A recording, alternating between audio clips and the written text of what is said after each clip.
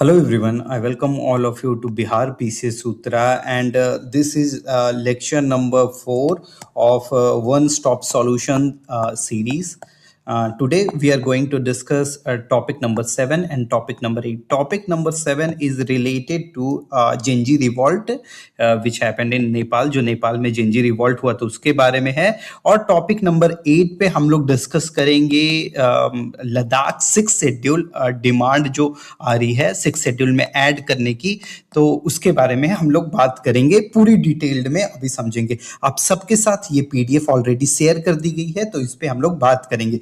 ठीक, तो जेनजी जो रिवॉल्ट था वो न्यूज में क्यों है? ये क्योंकि यूथ लेड प्रोटेस्ट था जो कि नेपाल में हुआ, और जिसने वहां की जो गवर्नमेंट थी उसको केपी शर्मा ओली की जो गवर्नमेंट थी उसको रिमूव कर करके और सुशीला काकी की गवर्नमेंट को लाया गया। इंटरिम गवर्नमेंट है जो उनके द्वारा मतलब अभी लीड किया जा रहा है नेपाल में। तो ऐसा क्या हुआ था, क्यों हुआ, मतलब इसका इमीडिएट काउज क्या निकल के आता है कि जो सोशल मीडिया जो प्लेटफॉर्म्स जो थे तो उनका क्या हो गया कि उसको सस्पेंड कर दिया गया था। जितने भी गवर्नमेंट ने सस्पेंड कर दिया, कितने, तो 26 सोशल मीडिया प्लेटफॉर्म, जैसे कि आपका हो गया Facebook, Instagram, YouTube, WhatsApp, x मतलब वही सोशल आपका ट्विटर हो गया।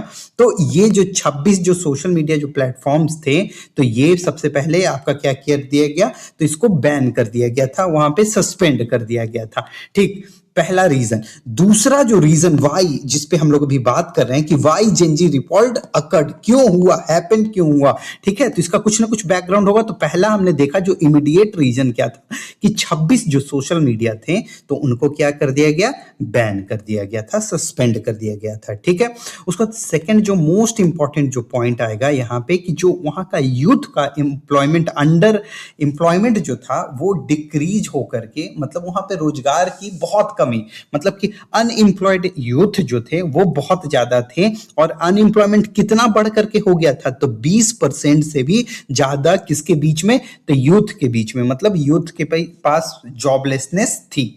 ठीक है, दूसरा रीजन, पहला रीजन इमीडिएट हमने देख लिया, दूसरा देख लिया, तीसरा आप यहाँ पे कि जो ऑलरेडी जो नेपाल जो कंट्री है वो डिपेंड किस पे करता है, तो रिमिटांसेस पे। रिमिटांसेस आप समझते हो कि कोई भी पर्सन जो है नेपाल ओरिजिन का पर्सन किसी और कंट्री में जाता है, जाके वहां वर्क करता है, वहां से जो पैसा जो भेजेगा अपनी कंट्री को वो एज अ रिमिटांस काउंट किया जाएगा। ठीक है, तो ये कितना है, तो ये 30% कंट्री के जीडीपी का है। सोच लो कितना ज्यादा है, जहां मैन्युफैक्चरिंग पे होना चाहिए था, या फिर आपका जो प्राइमरी सेक्टर सेकेंडरी सेक्टर से होना चाहिए था, और ये तो थोड़ा थोड़ा टर्शियरी सेक्टर वाला पूरा हाल हो रखा है, और ऊपर से कंट्री के अंदर में नहीं हो रहा है, रिमिटांस के रूप में ये आपका जीडीपी पे डिपेंड करता है। 30% रिमिटांसेस पे ये था। उसके बाद करप्शन, बहुत बड़ा प्रॉब्लम करप्शन, मतलब हर काम कराने के लिए आपको क्या पैसे वहां पे खिलाने पड़ते थे, पैसे देने पड़ते थे, बिना पैसों के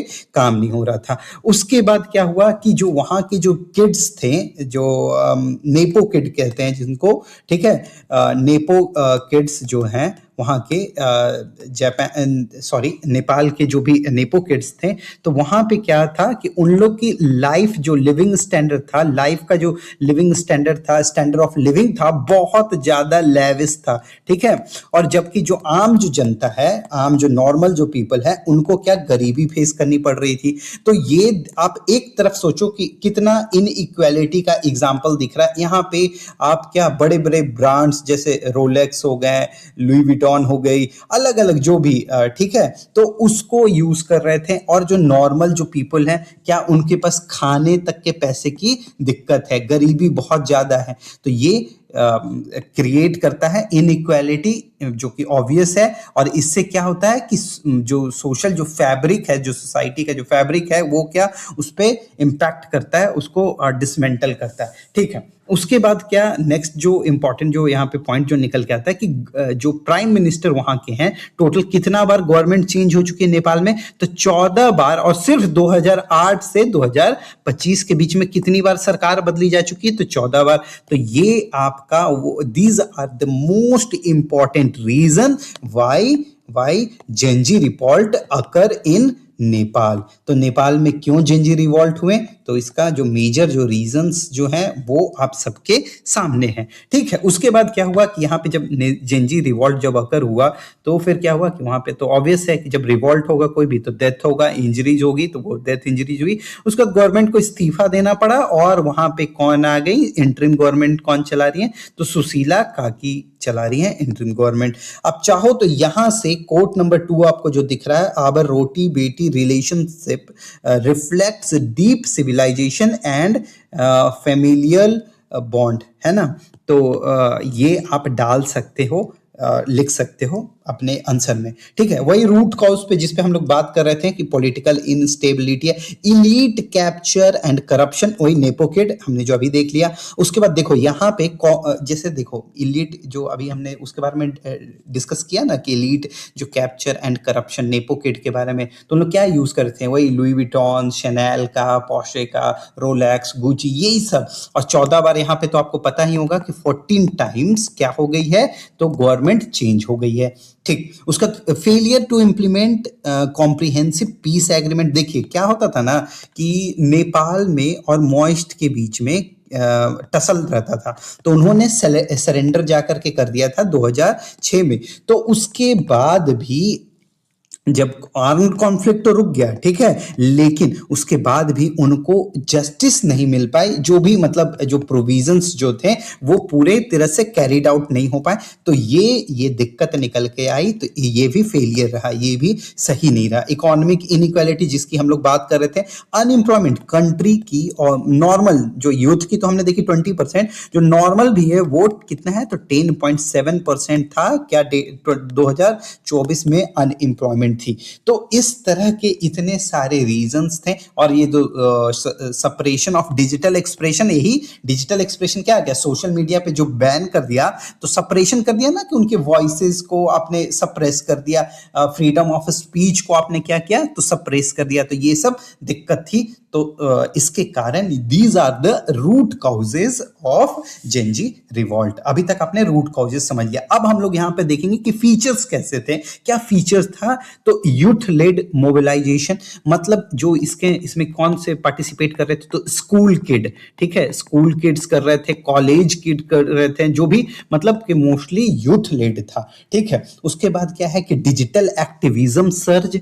यहाँ पे डिजिटल एक्टिविज्म सर्च का मतलब समझ रहे हो कि जो भी यूज करेंगे डिजिटल प्लेटफॉर्म को, ठीक है, किसके लिए, तो मोबिलाइज करेंगे लोगों को बताने के लिए कि नहीं आपके साथ गलत हो रहा है, पॉलिटिकल चेंज हो रहा है, सोशल चेंज आ रहा है, तो उसके लिए एडवोकेट करेंगे, ऑर्गेनाइज करेंगे। तो ये सब क्या होगा, डिजिटल एक्टिविज्म सर्च, ये फीचर्स था। तो इस टाइप का आप लिखोगे कि डिजिटल एक्टिविज्म सर्ज टाइप का, इस टाइप का कीवर्ड्स, तो आपका अलग से निखर के आएगा, मतलब ये आपको लिखना ही पड़ेगा। ठीक है, एंटी एलीट सेंटिमेंट, वही जो हम लोग बोल रहे हैं कि एक की लाइफस्टाइल बहुत लैविश है और एक की मतलब रोटी कपड़ा मकान भी नहीं ठीक से हो पा रहा है। ठीक है, तो वहां पे भी दिक्कत हो रही है, मतलब बेसिक नीड्स भी फुलफिल नहीं कर रही है। एक section of society basic needs में ही लगी हुई है और एक की लैविश लाइफस्टाइल हो रखी है। तो ये एंटी एलीट सेंटिमेंट, ये ऑब्वियस है कि ये किसी भी समाज में पनपेगा। ठीक, उसके बाद क्या, इंस्टीट्यूशनल डिस्ट्रस्ट, मतलब आप देखो कोई भी गवर्नमेंट पे भरोसा नहीं, कहीं भी आप जाओ काम कराने तो वहां पे दिक्कत। तो इंस्टीट्यूशनल, ये कीवर्ड आप लिखोगे, इंस्टीट्यूशनल डिस्ट्रस्ट।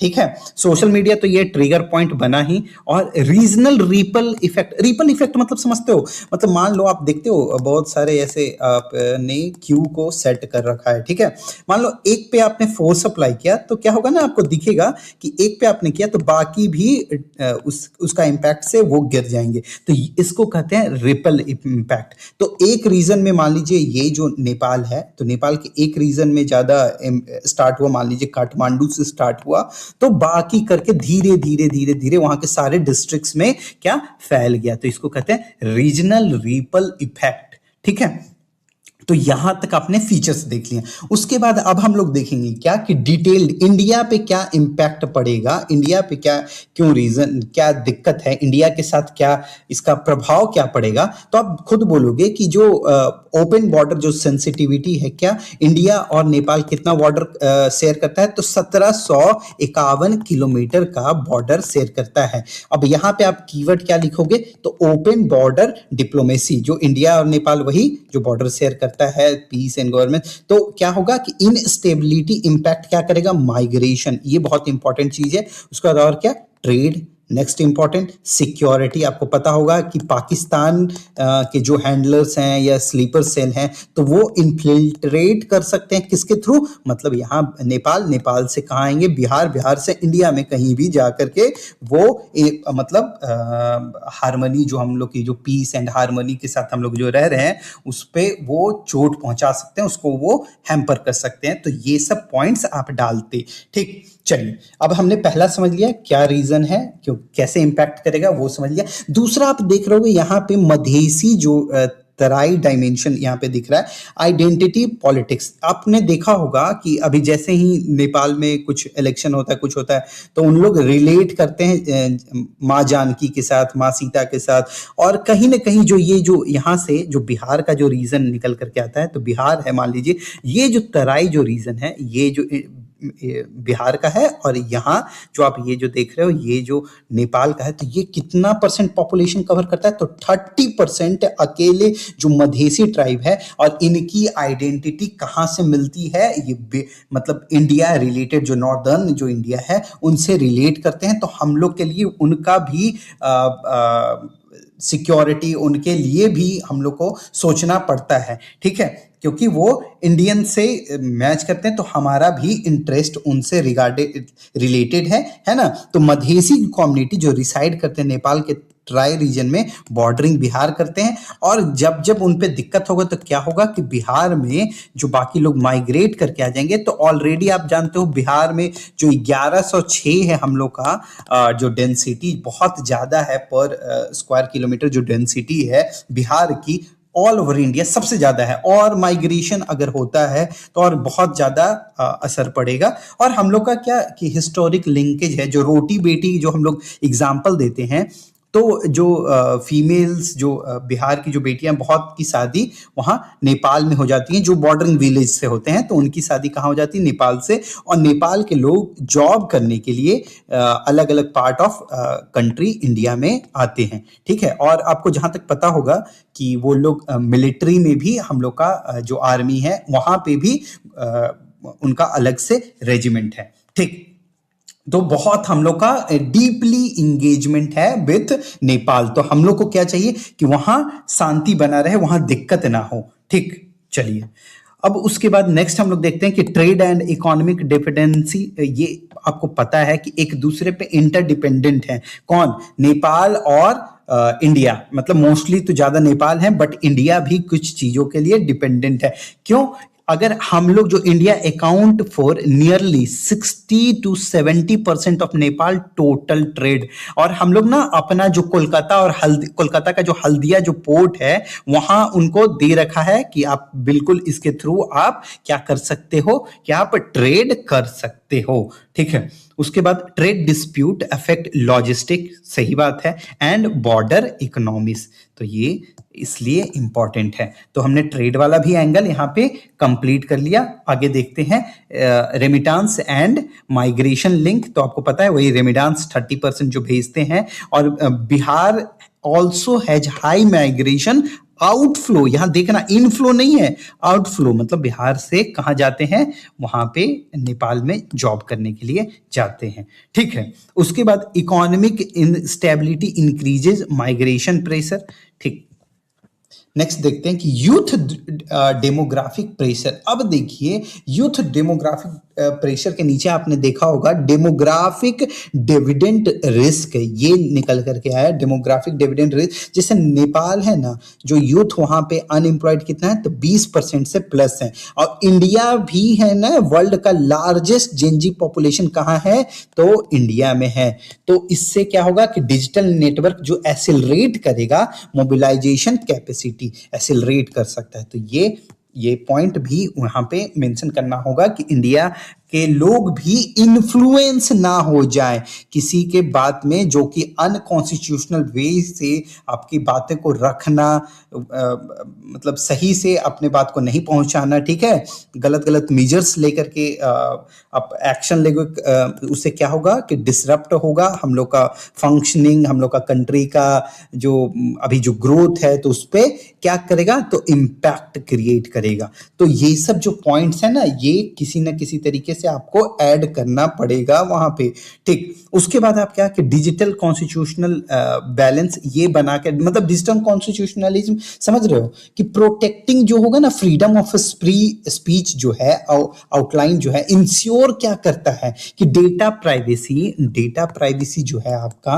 एंड प्रोटेक्शन को इंश्योर करता है डिजिटल कॉन्स्टिट्यूशनलिज्म, ठीक है। अभी जैसे गवर्नमेंट भी यहाँ पे संचार साथी ऐप आप लेकर के आई थी, संचार साथी, तो उसको क्या करी कि फिर कही कि नहीं नहीं ये मैंडेटरी नहीं रहेगा सबके लिए, इंस्टॉल नहीं किया हो या प्री इंस्टॉल्ड नहीं आएगा, इसको वापस लिया। तो ठीक है, तो डिजिटल कॉन्स्टिट्यूशनल बैलेंस, तो social media banned led to collapse within a week, ठीक है। मतलब यहाँ पे कि डिजिटल जो कॉन्स्टिट्यूशनलिज्म जो बताता है कि सोशल मीडिया जो बैन हुआ वो क्या किया कि led to collapse within एक वीक के अंदर में काम कर लिया, ठीक है, क्योंकि आपने ये बैन करके ना दिक्कत पहुंचा दी। उससे क्या हुआ, लोगों के बीच में क्या हुआ कि ट्रस्ट जो गवर्नमेंट पे थी वो खत्म हो गई। तो ये नहीं करना है, मतलब इससे, और India must balance and regulate with constitutional freedom. तो इंडिया को भी अपना मतलब डायरेक्टली किसी पे ऐसे थोपना नहीं चाहिए, उसके साथ मैनेज करते हुए चलना चाहिए। तो इस तरह के आप इम्पैक्ट लिख सकते हो मोस्टली, बट आपको जो लिखना है, पहला एंगल लिखोगे आप ये बॉर्डर सेंसिटिव, इसमें आपने ये बताया कि इतना बड़ा बॉर्डर शेयर करता है, उसके बाद आप माइग्रेशन का पॉइंट उठाओगे पहला, दूसरा ट्रेड का पॉइंट उठाओगे, और तीसरा सिक्योरिटी, जिसको लिंक करोगे क्या, टेररिज्म के साथ आप लिंक करोगे। उसके बाद चौथा डायमेंशन आप लिखाओगे वहां पे मधेसी ट्राइब का, और आपने ऑलरेडी यहाँ पे इकोनॉमी का दिखा लिया। यहाँ से आप जब भी माइग्रेशन दिखाओगे उसके बाद रिमिटांसेज, लेकिन इंडिया वाले भी कुछ कुछ जॉब करने जाते हैं तो वो भी इम्पैक्ट करेगा, तो ये कहीं ना कहीं ट्रेड से आप जोड़ दीजिए, ठीक, और इंडिया की इकोनॉमी से। ये सारे पॉइंट आप 4-5 जो भी पॉइंट्स थे तो वो आपको लिखना पड़ेगा, और ये भी कि अवेयरनेस लोग के बीच में फैलाइए कि ऐसा नहीं है, इंडिया में लोगों की बात सुनी जाएगी, इस टाइप का बैन नहीं किया जाएगा, डायरेक्टली जो संचार साथी जैसे ऐप हैं उनको नहीं मैंडेटरी कराया जाएगा कि आप इंस्टॉल करो। तो इस तरह से आप इसको लिख सकते होंगे। ऑलरेडी जो हमारा जो एशिया, साउथ एशिया जो रीजन है, वहाँ पे क्या हो रखा है कि श्रीलंका में आपने देखा होगा 2022 में इकोनॉमिक कोलैप्स है, वहाँ भी लोग इसी तरह से मार्च किए थे। बांग्लादेश में देखा कि स्टूडेंट का अपराइजिंग हुआ, अभी फिर ठीक है कि वहाँ सीएम फिर से आ गए हैं। अभी मोहम्मद म्यूजू की जो गवर्नमेंट है वो अब इंटरिम जो गवर्नमेंट है वो खत्म हो गई, वहाँ गवर्नमेंट आ गई। तो ठीक है, जो पैटर्न क्या देखा गया कि यूथ है, डिजिटल और एंटी इलिट मोबिलाइजेशन हुआ, तो इसको ध्यान रखना होगा। वे फॉरवर्ड में क्या डालेंगे हम लोग कि हाँ, यूथ जो एम्प्लॉयमेंट पे जो फोकस उनको करवाना होगा, मतलब कि उनको जॉब का अपॉर्चुनिटी देना होगा। ट्रांसपेरेंसी मतलब कि करप्शन को डिक्रीज करना होगा, जितना ई गवर्नेंस ये सब को इम्प्रूव करें, ये सब को अडॉप्ट कर सकते हैं, ठीक है। डिजिटल बैलेंस, ठीक है, वो बनाए रखें, मतलब फ्रीडम ऑफ स्पीच को रातों रात किसी सोशल मीडिया को ऐसे पूरे के पूरे आपने ब्लैंकेट बैन आप नहीं लगा सकते हो, ठीक है। ब्लैंकेट बैन टाइप का वर्ड आप कीवर्ड यूज कर सकते हो, ठीक है। इंस्टीट्यूशनल एंड स्ट्रेंथनिंग और इंक्लूसिव ग्रोथ, सबका विकास होना चाहिए, सबका साथ सबका विकास, ठीक है। तो 2025 जो जेनजी रिवॉल्ट हुआ क्या इलस्ट्रेट्स क्या करता है कि how youth unemployment, elite distrust and digital suspension can destabilise fragile democracy. यहाँ जो नेपाल की जो डेमोक्रेसी आपको पता है कि वहाँ पहले क्या किंग एंड क्वीन का चलता था, बट बाद में अभी क्या हो गया कि किंग को खत्म करके मोनार्क से क्या हो गया कि डेमोक्रेसी आई है। तो बहुत अभी नेशनल स्टेज पे है, फ्रेजाइल डेमोक्रेसी है, तो इंडिया जैसी नहीं है कि हम लोगों ने ऑलरेडी 75 ईयर्स कंप्लीट कर लिए। चलिए ठीक है, तो इस टाइप का आप कंक्लूजन लिख सकते थे। उसके बाद जो जेंजी रिवॉल्ट जो हुआ लद्दाख में हुआ, बहुत माइनर था, बट रीजन क्या था, वाई पे हम लोग सबसे पहले बात करेंगे कि वाई क्यों, मतलब नेपाल, यहाँ नेपाल के बाद इंडिया के लद्दाख में क्यों देखा गया। तो लद्दाख में जो मेजर जो रीजंस हैं, कि आप सबसे पहले बैकग्राउंड इसका समझिए कि क्या है, कि वहां पे ना दो रीजन है। पहला कि आपका सिक्स्थ शेड्यूल में ऐड होने का डिमांड है, और दूसरा क्या कहते हैं कि स्टेटहुड का। ठीक, तो यहाँ पे सिक्स शेड्यूल का प्रोटेक्शन और स्टेटहुड ये डिमांड है, यहाँ पे रेज होता है।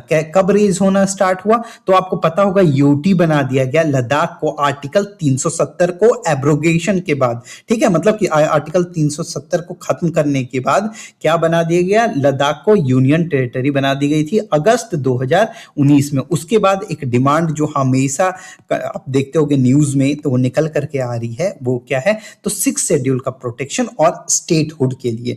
तो इसमें क्या है कि safeguard for land and job, high power committee जो कॉन्स्टिट्यूट किया गया है, वहां पे क्या डायलॉग के लिए, कि आइए बात करते हैं गवर्नमेंट ने क्या, हाई पावर एचपीसी, आप ये लिख कर क्या होगे, ये पॉइंट है, high power committee constituted for किसके लिए की गई है, तो फॉर डायलॉग्स और इंगेजमेंट विथ एपेक्स ले, ठीक है, एपेक्स बॉडी ऑफ ले एंड कारगिल डेमोक्रेटिक अलायंस के साथ भी इंगेजमेंट। चलिए यहाँ पे जो इंपॉर्टेंट, जो मैं कहूँगा सोनम वांगचुक की आप मत लिखिएगा स्टेटमेंट, आप ये लिख सकते हैं कि government remains committed to addressing Ladakh के एस्पिरेशंस थ्रू स्ट्रक्चर्ड डायलॉग। यहाँ पे ये इंपॉर्टेंट पॉइंट है, कौन सा डायलॉग, किस टाइप का डायलॉग, तो structured dialogue under high power committee. चलिए यहाँ पे डायलॉग अंडर क्या हुआ गवर्नमेंट का, कि जब बात हुई एचपीसी आपने देखा, तो उसके बाद बात करने के बाद क्या किया गया कि शेड्यूल्ड ट्राइब को क्या रिजर्वेशन ऑफ लद्दाख का इंक्रीज करके कितना कर दिया गया, तो 45 से 84% कर दिया गया। 1/3 रिजर्वेशन फॉर किसके लिए किया गया, वुमेन के लिए, किसमें, तो हिल काउंसिल में। भोती और पुर्गी को डिक्लेयर कर दिया गया, क्या ऑफिशियल लैंग्वेज किया गया। रिक्रूटमेंट जो प्रोसेस है वो 1800 पोस्ट पे इनिशिएट कर दी, मतलब वहां पे जॉब का जो अनएम्प्लॉयमेंट था वहां पे एम्प्लॉयमेंट देने के लिए रिक्रूटमेंट प्रोसेस स्टार्ट कर देगी। और मल्टीपल जो अभी हमने देखा कि हाई पावर जो कमेटी जो थी, तो उसका जो मीटिंग जो बहुत सारा और सब कमेटी की मीटिंग हेल्ड हुई, मतलब हुई। लेकिन अब इंसिडेंट कैसे हुआ कि 24 सितंबर 2025 की बात है कि वहां पे मॉब है ना, जो हंगर स्ट्राइक जो लेड कर रहे थे, कौन कर रहे थे, तो सोनम वांगचुक जी कर रहे थे लेड हंगर स्ट्राइक। तो उसको छोड़ करके क्या किए कि पॉलिटिकल पार्टी के जो ऑफिस थे, और देख रहे हो यहाँ क्या किया कि सीईसी आप देख रहे होगे, लेह मतलब chief executive councillor of Ladakh, वहां पे क्या है कि लेह के जो ऑफिस जो थी, तो उसको क्या किया, अटैक कर दिया। गवर्नमेंट को प्रॉपर्टी को आगजनी की, मतलब फायर पे सेट कर दिया।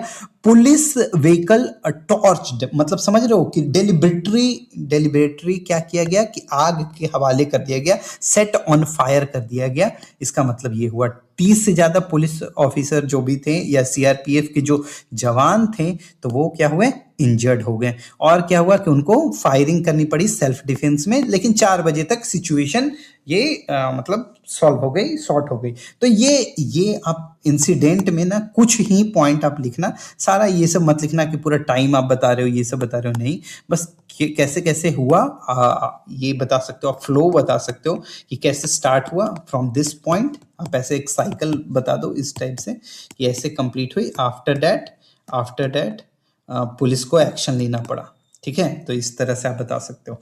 ठीक, तो चलिए यहाँ पे कि 6 शेड्यूल का जो डिमांड है उसके लिए आप क्या है, कॉन्स्टिट्यूशनल सेफगार्ड है कि यहाँ 6 शेड्यूल जो प्रोविजन जो है, इन लोग क्या मांग रहे हैं कि जो टू ट्राइबल एरिया जो दिया हुआ है ATMM, हम लोग जो जानते हैं, आसाम, त्रिपुरा, मेघालय और मिजोरम के लिए जो जानते हैं, तो उनके लिए के अलावा, ठीक है, डिमांड कर रहे हैं कौन से, तो लद्दाख के लोग कर रहे हैं कि हम लोग को भी 6 शेड्यूल में डाला जाए। और दूसरा उनका डिमांड है कि इसको स्टेटहुड का दर्जा दिया जाए, इसको एज अ यूटी से इसको हटा करके स्टेट का दर्जा दिया जाए, किसको, तो लद्दाख को दिया जाए। ठीक है, क्योंकि उनको पॉलिटिकल रिजर्वेशन मिलेगा, डिजायर्ड फॉर इलेक्टेड लेजिस्लेचर और ग्रेटर एडमिनिस्ट्रेटिव ऑटोनॉमी। ऑब्वियस है कि आपका स्टेटहुड बनेगा, स्टेटहुड का डिमांड है, ठीक है, स्टेट बनेगा तो क्या होगा कि ऑटोनॉमी मिलेगी आपको, लोकल डिसीजन मेकिंग अथॉरिटी में ज्यादा पार्टिसिपेशन होगा लोकल्स का। ठीक, अब मुझे जो लगता है कि ये इस पे क्वेश्चन आएगा क्या 6 शेड्यूल पे, कि देखिए यहाँ पे 6 शेड्यूल क्या है, तो 60 से 70% होना चाहिए। और क्या होना चाहिए कि उनका डिस्टिंक्ट कल्चर होना चाहिए, लैंग्वेज होना चाहिए, कस्टम ट्रेडिशन होने चाहिए। ये पहला पॉइंट। दूसरा पॉइंट, तीसरा क्या है कि जो ट्राइबल लैंड है मतलब प्रोटेक्शन की उनको जरूरत है, तो ये हो गया। चौथा क्या हो गया कि geographically compact and administratively identifiable होना चाहिए, तो ये चौथा हो गया। पांचवा हो गया कि वहां के लोग का डिमांड होगा ऑटोनॉमी और सेल्फ गवर्नेंस के लिए, तो ये पॉइंट है। और छठा क्या है कि पार्लियामेंट को इंक्लूड करना पड़ेगा, तो यही तो काम नहीं कर रही है गवर्नमेंट को। अब देखिए रीजन इस ये तो दे दिए गए कि अच्छा ठीक है उनकी डिमांड आ गई और इनसे मैच भी करती है, बट अब देखिए क्यों government, why government not ready for giving schedule 6 to Ladakh people. पहला जो सबसे पहला जो इंपॉर्टेंट और ये मोस्ट इंपॉर्टेंट है, ठीक है, पहला ना सिक्योरिटी का चैलेंज आता है, सिक्योरिटी का, और यही सबसे बड़ा रीजन है। आपको पता है कि वहां पे चाइना का भी प्रेजेंस है और साथ में किसका है, तो पाकिस्तान का भी प्रेजेंस है, दोनों साइड से घिरा हुआ है। तो ये हम लोग को ना सबसे बड़ा जो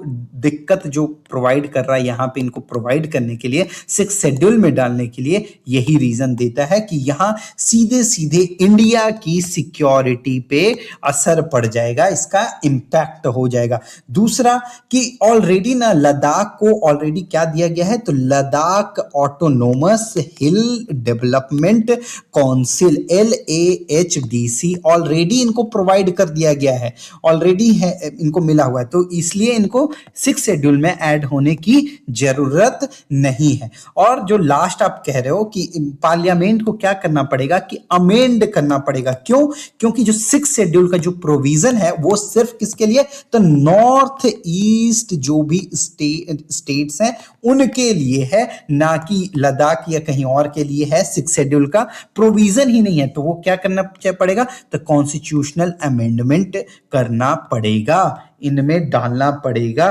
ठीक है, आर्टिकल ये देख रहे हो, तो ये आपको लिख करके आना है। ठीक है, 6 शेड्यूल वाला जो क्वेश्चन होगा 244 का सेकंड एंड 275 का 1, आप ये सारा जो कॉन्स्टिट्यूशनल जो बैकिंग है ये आप डाल सकते हो। ठीक, उसके बाद यही कि पॉजिटिव क्या इम्पैक्ट, निगेटिव क्या इम्पैक्ट, जो भी अभी जो हुआ तो उससे क्या पॉजिटिव इम्पैक्ट क्या निकल के आ रहा है कि रिवाइव जो डिबेट जो है ऑन फेडरल ऑटोनॉमी, मतलब आप समझ रहे हो क्या कहना चाह रहा है, डिसेंट्रलाइजेशन का बात कर रहा है यहाँ पे। ठीक है, ट्राइबल राइट डिस्कोर्स, मतलब वही कि ट्राइबल जो राइट है, लैंड का प्रोटेक्शन है, तो इसके बारे में स्ट्रेंथन कर रहा है। और क्या कर रहा है, इनकरेज कर रहा है, कॉन्स्टिट्यूशनल डायलॉग को इनकरेज कर रहा है। हाईलाइट पार्टिसिपेटरी गवर्नेंस, मतलब कि इसमें रिफॉर्म्स लेके आइए, ट्रांसपेरेंसी लेके आइए, तो यही सब कि reinforce need for regional consultations. ठीक है, तो ये हो गए पॉजिटिव इम्पैक्ट। और निगेटिव वही कि रेडिकल मोबिलाइजेशन हो जाएगा, रेडिकलाइजेशन और बढ़ जाएगा। क्या कर रहे हैं लोग कि पब्लिक प्रॉपर्टी को डैमेज कर रहे हैं, मतलब लॉ एंड ऑर्डर का चैलेंजेस क्रिएट हो रहा है, लॉ एंड ऑर्डर स्ट्रेन हो रहा है फिर। ठीक है, तो ये सब आप पॉइंट आप लिख सकते हो कि पॉलिटिकल पोलराइजेशन और हो जाएगा, मतलब रीजनल और पॉलिटिकल पोलराइजेशन हो जाएगा। तो ये निगेटिव इम्पैक्ट और ये पॉजिटिव। वे फॉरवर्ड वही कि कॉन्स्टिट्यूशनल डायलॉग कीजिए, ट्राइबल का सेफगार्ड, पीसफुल कंसल्टेशन होना चाहिए, मतलब जो इन्होंने वॉलेंट का जो मेथड जो अपनाया था ये नहीं होना चाहिए, ट्रांसपेरेंट गवर्नेंस होना चाहिए। तो इस टाइप का वे फॉरवर्ड लिखिए और कंक्लूड करिए इस तरह से कि the Ladakh agitation underscore the importance of resolving regional aspirations through constitutional dialogue while maintaining law and order and digitally mobilized democracy. तो इस टाइप से आप एंड कर सकते हैं, बट मेरे हिसाब से आपसे यही पूछेगा कि लद्दाख का जो डिमांड है, तो 6 शेड्यूल आपको अच्छे से देखना होगा और इसमें प्लस में आपको ऐड करना होगा कि रीजन क्या है कि वाई ये सब हुआ। तो स्टेटहुड और 6th शेड्यूल में दोनों में ऐड करने के लिए बात करी गई थी। और इंसिडेंट कैसे हुआ, तो ये अभी आप सबके सामने डिस्कस कर दिया गया है। चलिए, thank you so much for listening and watching Bihar PCS Sutra.